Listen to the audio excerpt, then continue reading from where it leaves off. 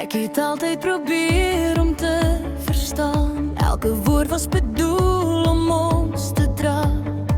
Ek het gepraat wanneer dit saak maak, met hoop dat jy my hart sal laat.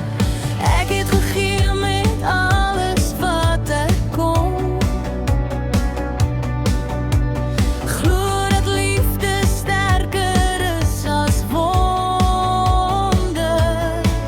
As ek stil word, weer dit sê genoeg. Dis nie onverskillig nie, dis net genoeg. As ek nie meer vra, verduidelik nie, dan het my hart reeds vrede gekies. Ek het gepraat omdat ek kon gee, nou is ek rustig, maar ek het aanbeweeg. Dus ek swer word, verstaan het reg. Dis nie die einde van liefde nie, dis respek.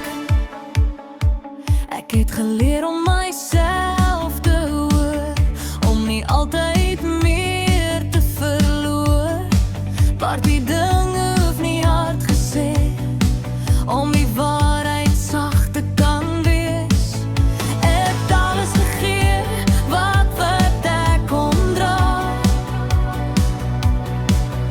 Nou kies ek ligter paaie vorentoe gaan. As ek stil word, weer ek sê genoeg. Dis nie onverskillig nie, dis net lof. As ek nie meer vra, verduidelik nie, dan het my hart reeds vrede gekies.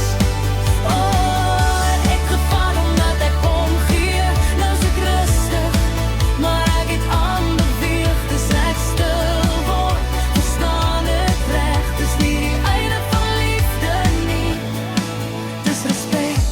Stilte kan sag wees, stilte kan heel.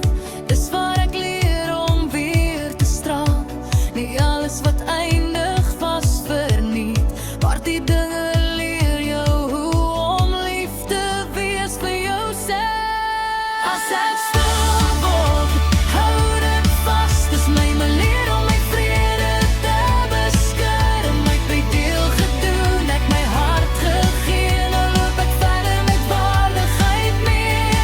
As ek stil word, moenie dit misverstaan. Dis nie wegloop meer, dis vorentoe gaan. Soms sê stilte presies wat woorde nie kan